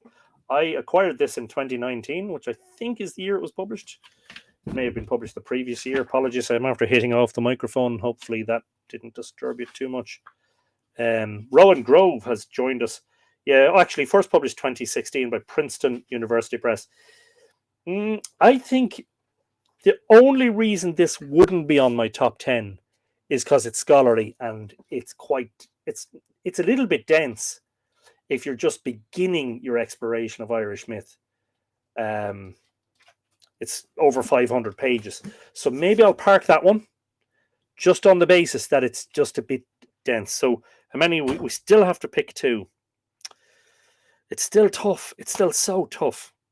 There's a very good book that's published by Penguin called Early Irish Myths and Sagas. I have a couple of copies of it. Edited by Jeffrey Gantz, Gantz, which I really like. And I really like for instance, his translation of Tuchmark Ethane, The Wooing of Ethane, is one that I've relied very heavily upon in my own work. And it's a small book. It's not a comprehensive overview of Irish mythology. It's a selection of various tales. The Dream of Angus Og, by the way, is in there. Aisling Angus Og. The Tale of MacDoho's Pig, The Intoxication of the Ullad or the Ulster and Brickrew's Feast, The Death of Aoife's only son, that's where Cuchulainn kills Conla, Destruction of Darderga's Hostel. Does that belong in the top 10? Oh, geez, this is really, really tough. Okay, if you bear with me, there's two more to come. To make a top 10, I know very little about Irish mythology, and I want an introduction that's not dense, that's not too scholarly, that's not too heavy, that's not going to take me days and weeks to read. I need two more that you would include. And there's just so many.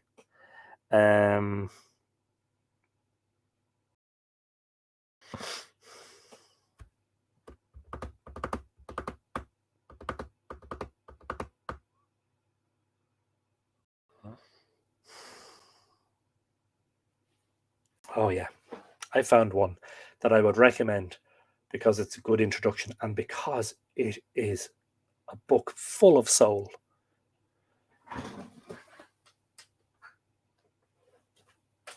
And it's probably well out of print and hard to get. But this one, when I read it, haunted me in a very good way. It tugged at my heartstrings. It tugged at my soul. It connected me with ancient Ireland in a way that many books have not been able to do. And it's called Ireland, A Journey into Lost Time. And the author is P.A. O'Seachan. Richard Moore had a copy of this book and he gave it to me. He lent it to me years ago. And I had it for many years on my shelf. And I kept dipping in and out. I kept reading it. I just loved the way it was written. And it's old. And then I found a copy. Oh, I found my own copy. I was like, I'm buying that. I paid €8 for it. Absolute gem. So, published in...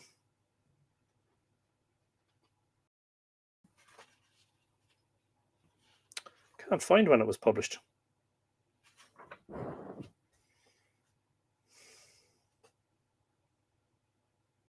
1960s, I'm pretty sure.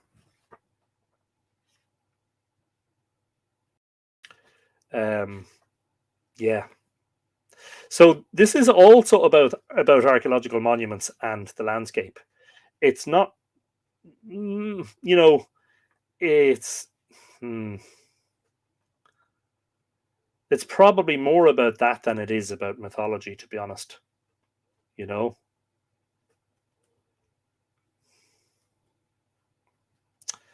But I would say, for you to make that connection between the stories and the places, this would be on the list. I think it's on the list because I find it so beautiful. It's very rare that you read a book that really moves you emotively, and this is one.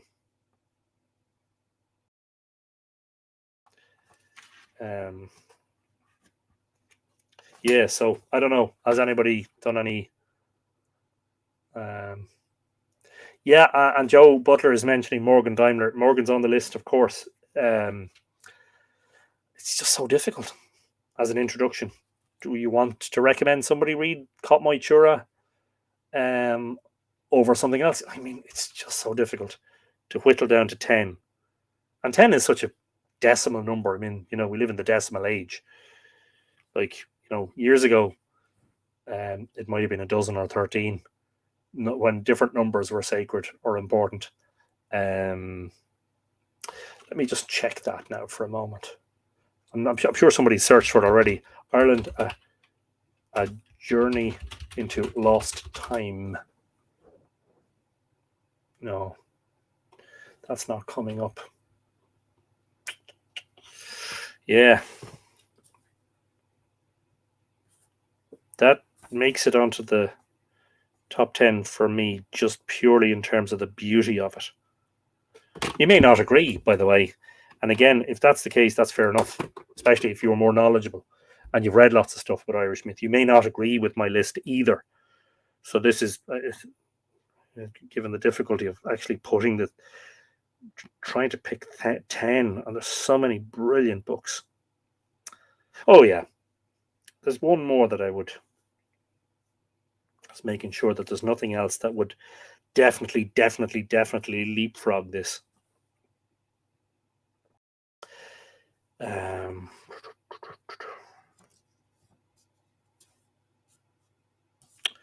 I really like this book because it's so thought-provoking and there's so many interesting correlations between the various myths of, say, Ireland and the other parts of the Celtic world.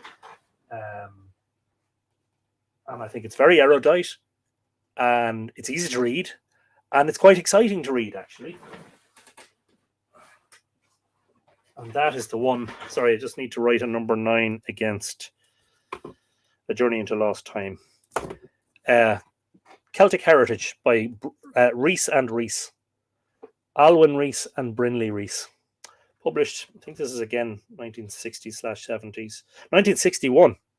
And reprinted in 1989. Ancient Tradition in Ireland and Wales.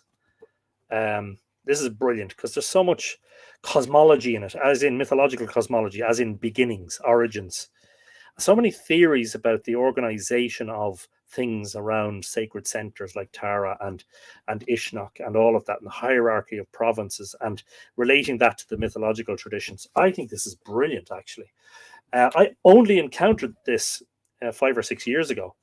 I had seen it referenced in a number of books and papers, and I said, I need to get that, and I need to find out what it's about. And I loved it. And an indication of how much I love it is how many margin notes are in it, how many sticky things are sticking out the side of it, and how many pages are marked with bookmarks and cards. That is a good indication for me of a book that is well referenced. It's scholarly, and it's got lots and lots of footnotes and abbreviations. It doesn't have a separate bibliography, but you don't need it because the notes are so comprehensive. It's scholarly, but it's also accessible. You'll read that and you say, yeah, that's exciting. That's a great book. So I'm going to give that my number 10 spot for now. But look, bear in mind, where is that now? Celtic Heritage, Rhys and Rhys. That's number 10. So that's a top 10, but it's a fluid top 10. There's nothing there apart from McKillop, O'Hogan. Some of the stuff that's at the top of that list, I would leave at the top of that list. If you were coming to Irish mythology for the first time and you wanted an introduction, I'd put McKillop, O'Hogan, I'd put Lady Gregory, I'd put Squire, I'd put O'Rahilly, Kinsella's Town, if you're interested in that, Cross and Slover. I'd put those in. Then if we want to get deeper, as we will as we go through the list, we'll do another 10 or 15 in the next episode. And eventually, hopefully, I'll exhaust all of the sources, all of the stuff that I have anyway, and the stuff that I've seen and the material that I've read, and give an idea of I'll try and rate it according to, well, is this easy to read? Is it scholarly? Is it too dense? Is it heavy going? Is it, and how reliable it is, of course. I wouldn't recommend anything that's not reliable. And some things stray outside the straight retelling of myths and stories. Like, as I said, McCona is willing to theorize, as is O'Rahilly, T.F. O'Rahilly from 1946. O'Siachan, Ireland, A Journey into Lost Time, I just found the most beautiful, poetic, soulful book, Anne McCallum, I was going to suggest Celtic Heritage when you turned down your own. Yeah, so this list doesn't contain any of my books because that would look like self-aggrandizing behavior. Yeah, I would say if you're interested in my books, Mythical Ireland is a very good place to start. The book called Mythical Ireland. But yeah, this wasn't going to be an episode about self-promotion. Happy to say, says Kathleen Kane, I have 9 of the total number of books you've mentioned in my library. Brilliant stuff, Kathleen. So you have the good stuff, as it were, you know. Please, says Karen, make this top 10 list available to us. So that's the next task. Is to run. I think what I'll do, in fact, is I'll wait. Not that I want to hold. I think I'll wait and I'll try to structure. I'll put together just one big list, and I'll try to organize it and just categorize it in a way that I'll give the author the title of the book, the year of publication, the publisher. Then I'll give a little bit of information about why it's on the list and why it's and where it is on the list, and then I'll say good introduction, you know, scholarly but accessible, and then the denser stuff will be further down the list. That doesn't mean it's any less valuable, of course, you know. Respect, says Brax. It's always exciting for me to talk about my books, not my books as in the ones I've written, the ones I have. It's good to share this stuff. It feels exciting, you know. Giving in that title, first thing appears as a band from Brittany, France, for Celtic music. Which title? Celtic Heritage, is it, or Ireland's Immortals? Interesting. You might tell us which one, Monica, because you know I read the comments several minutes after I've been talking about something. I can't always connect them. Sheila Moylan, hello Sheila. Good to see you. Title: Ireland: A Journey into Lost Time. Author: P.A. Siakon. Publisher: Folchacon Aaron, 1980. Original from the University of Michigan. Digitized. Okay, so it's available as a digital book somewhere. Sheila is telling us. I know that's where my journey started, says Desiree. And again, I don't know what that's in reference to. How about your own Mythical Ireland, says Anne. Yeah, well, there you go. Morgan Daimler, Joe was talking about. Yeah, she's on my list and I will talk about her, but just not today. And I mean, it's very hard. This is the difficult thing. When so many great books and so many wonderful authors and so many specialized authors, to leave them off a top 10 is not a slight in the slightest. A slight in the slightest. It's not. There's nothing derogatory for me. It's just purely about, yeah, I want an introduction. What are the 10 books that would give me a good overall introduction?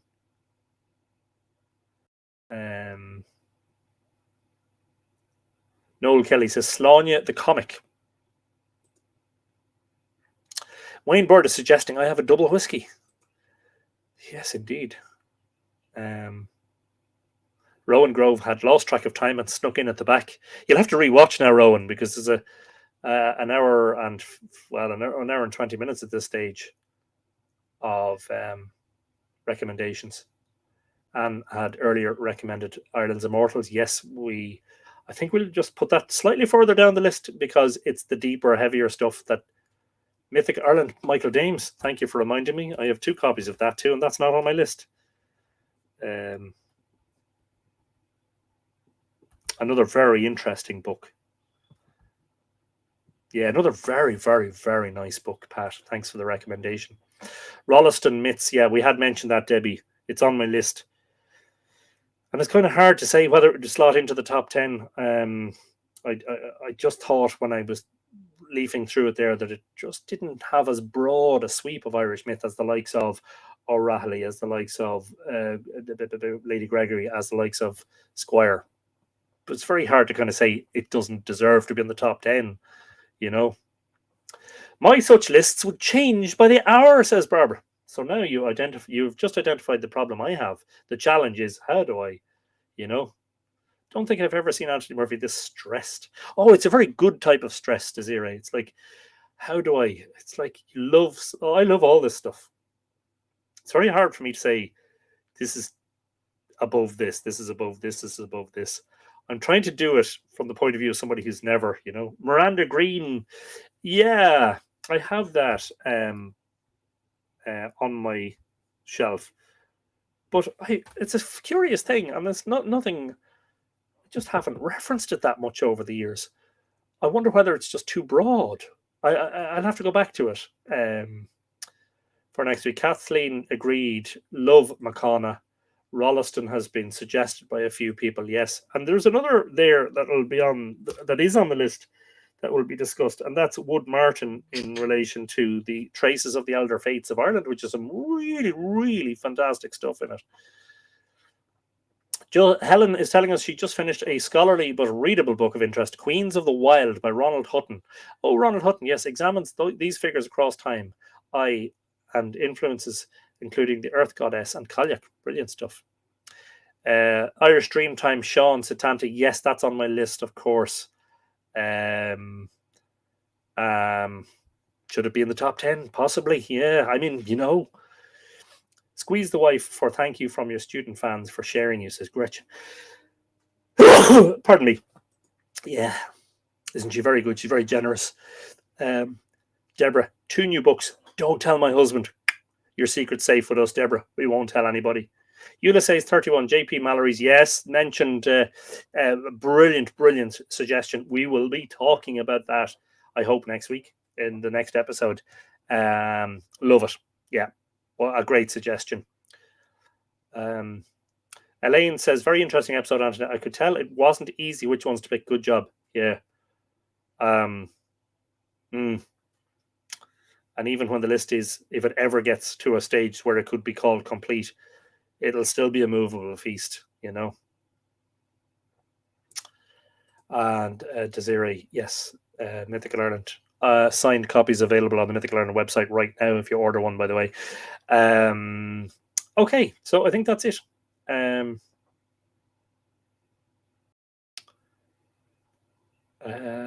Sheila thinks that was an awesome episode. Thank you, Cav K, for the recommendation. Very, very kind. And yes, I think I've seen all, I hope. So many outstanding books, so little time. I know. And imagine I was doing this for 24 years, squeezing in between work and family and everything else. And only now in recent months have I tried to make it a full-time thing, See you next week, and thank you, says Sheila. Yeah, I look forward to it. Hopefully you'll all survive whatever cold and wet and windy weather is thrown your way. Not for the Australian, Tasmanian, New Zealand, I'm not sure about Hawaii viewers. Hopefully you are enjoying the warm weather, Yes, Robin Bartolomo. Thank you, Anthony. Always a pleasure. I'm not sure if I'd said hello to you this evening, Robin. If I did, well, whether I did or didn't, hello again before we say goodbye. And shelf space, of course, Barbara makes a very succinct but very important point, is don't go ordering a load of stuff if you haven't got the room to store it, which is why the library is such a wonderful thing, Kathleen, you're very welcome. Thank you for joining us. Evans Vents, of course, is on my list. I have to talk about him. And it's kind of hard to leave people off. But the top 10, it's my top 10, and it's a movable feast, Snow yesterday, rain today, says Vicky. Thank you for the list and a good place to start. You're very welcome, Deborah. I have thoroughly enjoyed talking about books. What a surprise. Thank you, Marcus, Irish technical thinker. So I'm going to leave it at that. Invite you to, please, definitely think of becoming a patron. Support Mythical Ireland. Buy some of the books. Buy the calendar. It's not too late to buy a 2024 calendar. Still have copies. Hi, Anthony Murphy. I need to look at Morrigan again. Morgan Daimler has a book about Morrigan, hasn't she? I'm pretty sure. Yeah, I'm almost certain. 99% sure she has, which I think would be a very good starting place. Mariana Dunn, glad logged on late. Thanks for the book recommendations and for those getting started in this discipline. Yeah, my pleasure. Enjoyed that. My books are all over the place. Need a bigger house. Thanks so much, Anthony, says Anne. Same, right? Yeah. Thank you, Danu. You're very, very welcome. If you're on the website, subscribe to the mailing list.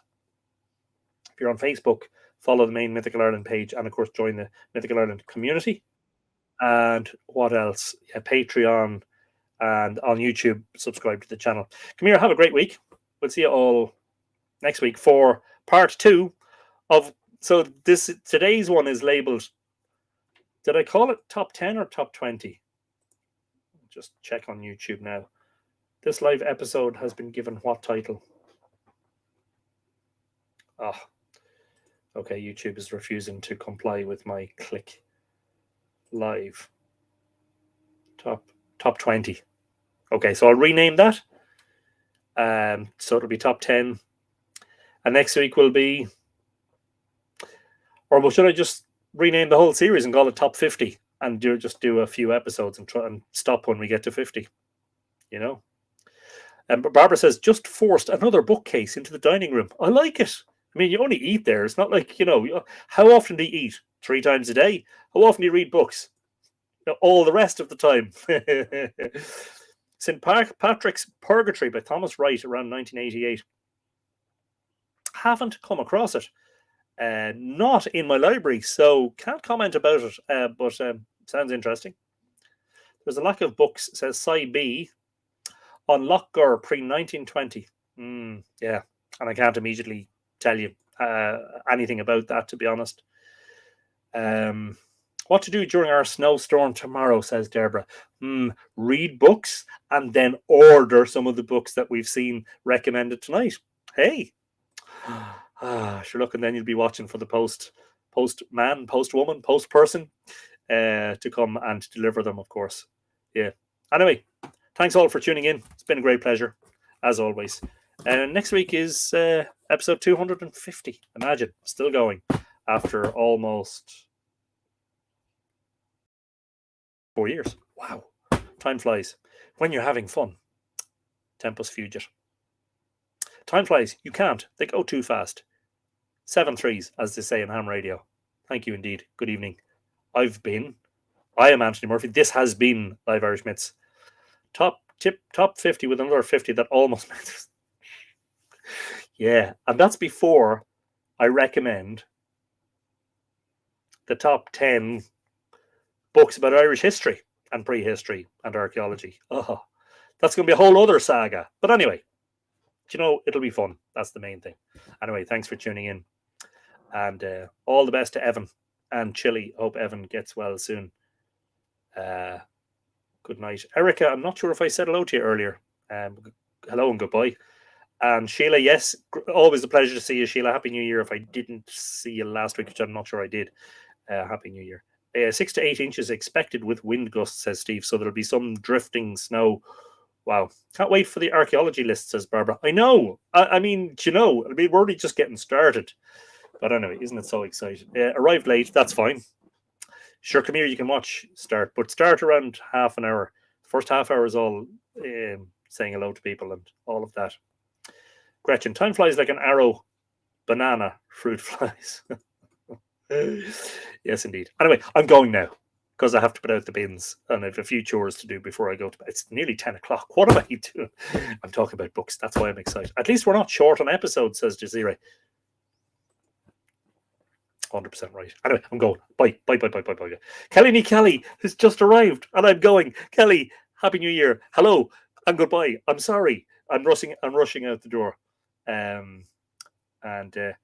S.I. Osiri is in New Buffalo, Michigan. We're waiting for an Arctic snowstorm. Batten down the hatches. Make sure you got plenty of books and a bottle of whiskey or a cup of tea. Whatever you like yourself. I'm going. Good night. Slán go fóill.